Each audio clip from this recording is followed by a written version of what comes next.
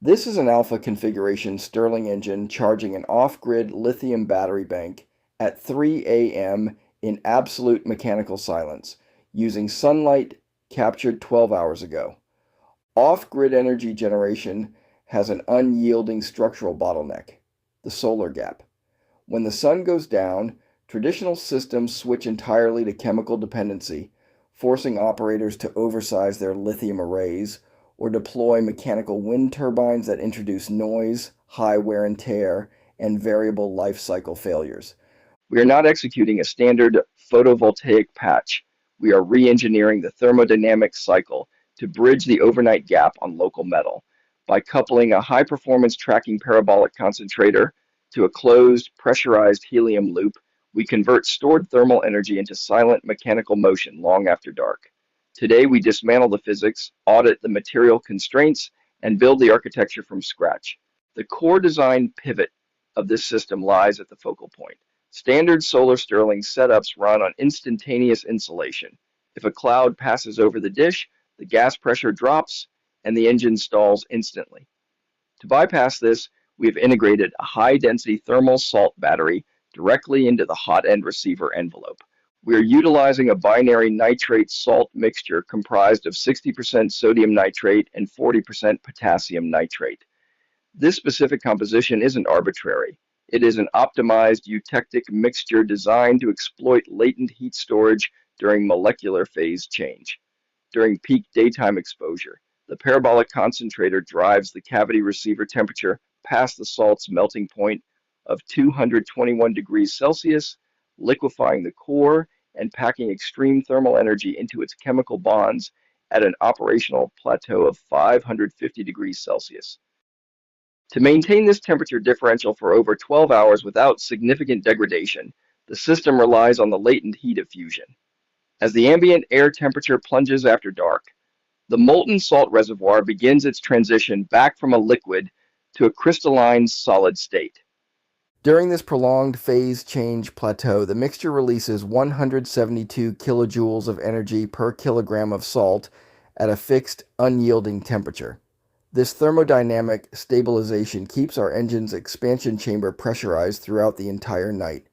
The engine does not perceive the external cold, it only reads the unyielding temperature gradient between the solidifying salt core and the ambient heat sink. Atmospheric air is an inefficient working fluid for low-profile kinetic generation. Its low thermal conductivity and high molecular weight introduce fluid friction and cycle lag. We have sealed and pressurized this loop with 99.9% pure helium charged to a base pressure of 15 bar. Helium's high specific heat and extreme thermal diffusivity allow it to respond instantaneously to the temperature differential across the cylinders. As the gas absorbs heat from the nitrate salt envelope, it expands violently against the expansion piston. It is then forced through a stainless steel regenerator wire mesh, dumping its residual heat before entering the water-cooled cold side. The gas contracts, the compression piston cycles it back through the regenerator to recapture the stored energy, and the closed loop repeats silently. Let's look at the mechanical failure parameters. To prove the viability of this energy storage loop, we ran a structural stress test simulating a catastrophic insulation breach. The entire salt reservoir is wrapped in a high vacuum silica aerogel jacket designed to restrict external thermal bleed to less than 0.5 degrees Celsius per hour. When the vacuum seal is maintained, the engine logs show continuous, stable RPM deep into the early hours of the morning.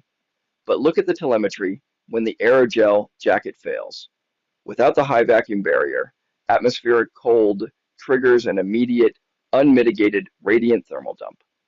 The nitrate salt plunges below its crystallization floor in under 90 minutes. The helium loop loses its pressure differential, and the engine stalls before midnight. Structural insulation is the critical linchpin of the entire kinetic storage pipeline. The mechanical energy from the Stirling's crosshead drive shaft couples directly to a customized low RPM permanent magnet alternator. Because there are no explosive combustion events or high velocity turbine fins, the system operates below a 35 decibel sound threshold, making it virtually imperceptible in a residential off-grid deployment.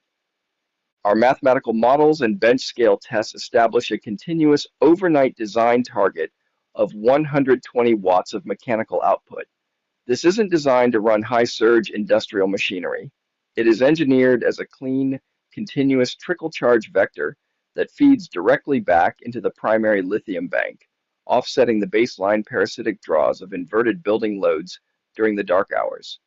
We are replacing raw volume with unyielding thermodynamic constancy. Stop building top-heavy systems that rely on constant, cloud-dependent inputs or fragile, noisy wind turbines. Stop throwing money at raw battery volume when you can store the kinetic potential upstream.